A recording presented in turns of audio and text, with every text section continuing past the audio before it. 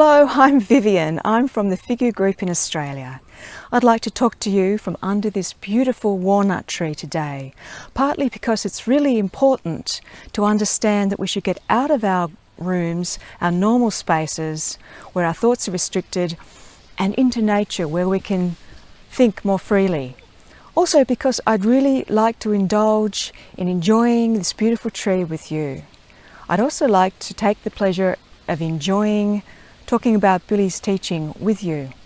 But isn't it interesting that just talking about the idea of enjoyment for me still causes a certain amount of anxiety? I think that somehow this is going to be selfish or wasteful. So what is it about enjoyment? What does the teaching say about it?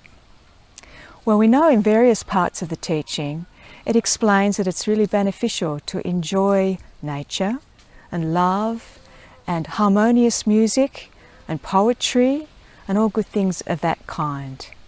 In Might of the Thought, Billy talks about how we have a duty to enjoy the abundance of our lives if our lives are of a righteous and evolutive kind. And when he talks about duty, I understand that to be that we are, basically it's our function to enjoy along with other things. Our natural creational function to enjoy. Also, Billy talks about how joy, along with love, peace, harmony, freedom, is an expression of our inner abundance and inner prosperity.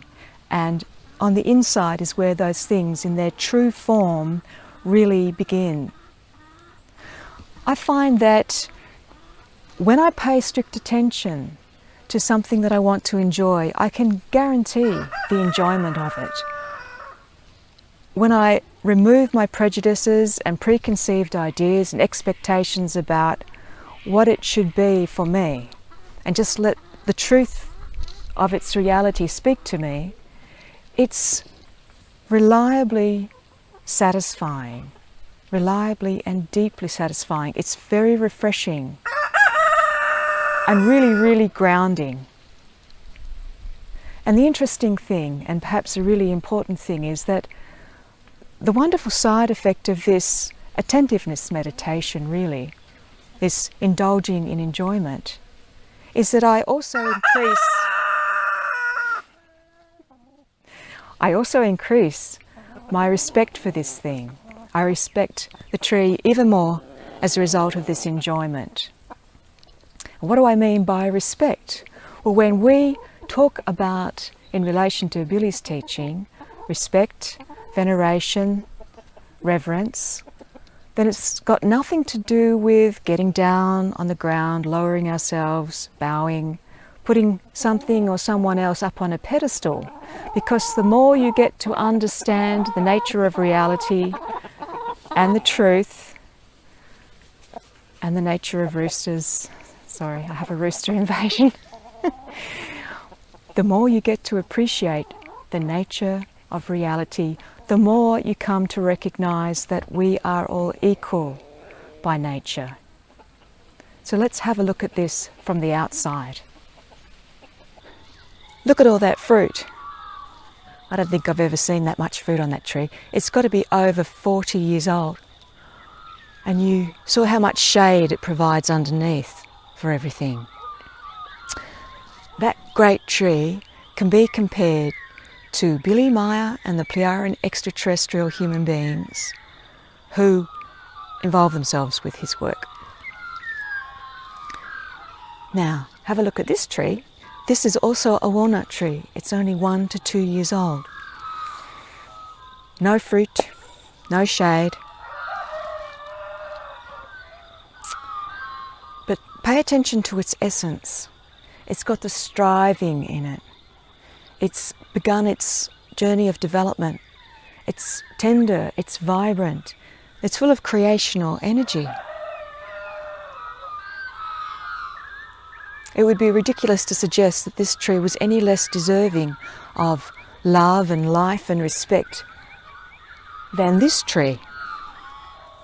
After all, this tree will one day become like that tree, and that tree was once like this tree. So it would be silly to want to lower ourselves in the face of such a great being. Sure, it's got more fruit and it's got more shade.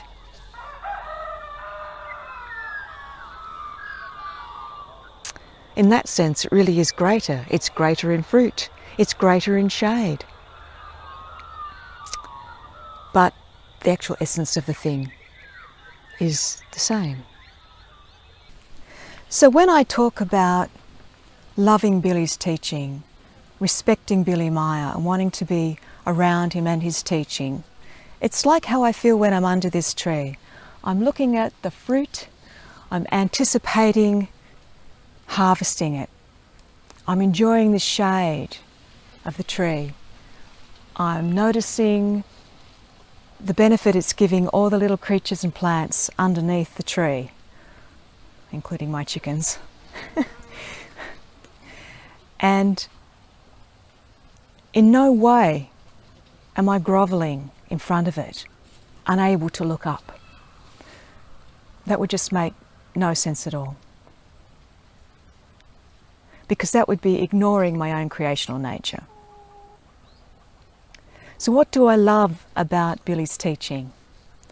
Well, I'm a practical person. I like to build things that need building, such as chicken coops, trellises. I like to make a garden, a vegetable garden, this sort of thing. So getting Billy's teaching, this teaching of the truth, this creation energy teaching, is for me like being given the most beautiful box of high quality tools that have application in every conceivable area of life. With these tools, I can build the most enormous structures, or I can demolish huge things that need demolishing. I can build ladders to get myself out of the various holes I find myself in. I can do fine precision work. I can make sculpture, the most beautiful artwork. More specifically, we have tools like the wishful dreams, which allow us to switch on the neutral positive thinking at the drop of a hat. We have affirmations that can have a very similar effect, like the creational peace is embedded in my consciousness. It soothes me, it calms me, and it heals me. Affirmations are also wonderful for reforming our thoughts and reforming our very personality. These are wonderful tools, and we have the tool of meditation itself, which allows us to learn concentration and learn to control our consciousnesses. But here's the thing, I find that people come to the teaching, and perhaps all of us do this to a greater or lesser extent, and want to get their hands on those fantastic tools, but not bother to read the instructions, not bother to prepare and do what's necessary to be able to manage those tools correctly. This is a really powerful and useful tool. And sure enough, I could turn it on quite easily and wave it around and cut stuff.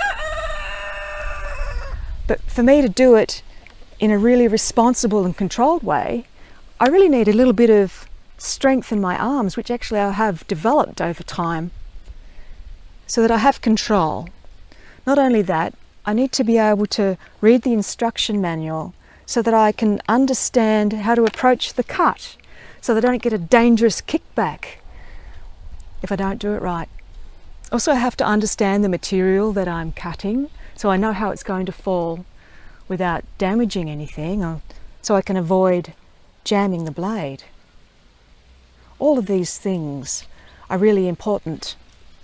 So obviously, to do something like that without the necessary preparation is not only dangerous and destructive to ourselves and to other people, it's also really disappointing as we notice how poorly we've executed something. And being such fickle earth human beings, we're not only really quick to pick up a tool without the necessary training, we're also really quick to put it back down again as soon as we don't get the results we want straight away. None of that makes any sense. It's just not logical. So obviously we need to follow the instruction to develop the strength and develop the control to use these wonderful tools. But at the same time, we need to follow the instruction to develop the indispensable love, knowledge and wisdom. These things are not optional. Love, for instance, isn't just this lovely fluffy stuff that's nice to have around that we don't really need. Love is actually a fundamental foundation stone of our whole existence. There can be no real change without love. Love is the absolute certainty that we coexist and co-live with everything, so everything that exists. When Billy's talking about meditation and the might of the thoughts and such things, in his texts, any of the students of his teaching will confirm that when you're reading about the nuts and bolts of those things, you're not just reading about how to focus and how to concentrate and this sort of thing. You are reading pages and pages of explanation about the human condition. You're reading about how to become a true human being. And that's really what's necessary. So what I really love about this teaching is I love its completeness. I love the absolute thoroughness of it and the fine attention to the detail of what's true and what's real. Obviously, if we want to progress with all of these things, if we want to progress with the tools, we have to respect ourselves, we have to respect other people, and we have to respect the world in which we live, the world that we experience, the world we exist in. Fortunately, attentiveness allows us to develop that ability to respect. We can simply train ourselves to respect things through experience, through the true direct experience of those things. And happily, the side effect of that is enjoyment in turn. Thank you for joining me as I have indulged in the pleasure of enjoying the abundance of Billy's teaching. If you'd like to know more about this, you can read more articles from our group at au.figu.org. Look out for the Flower Articles tab or the Bulletins tab, because a lot of our articles are in those bulletins. So until perhaps next time, Salome. Peace in wisdom.